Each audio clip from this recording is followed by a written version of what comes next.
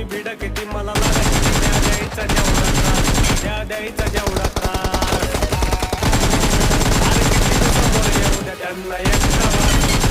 अरे किती बी समोर येऊ द्या त्यांना एकटा बस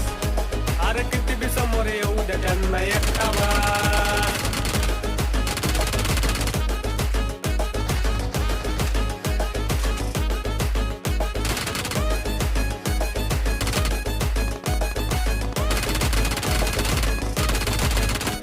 आधी होतो मी शांत म्हणून मारल्या उद्या तुम्ही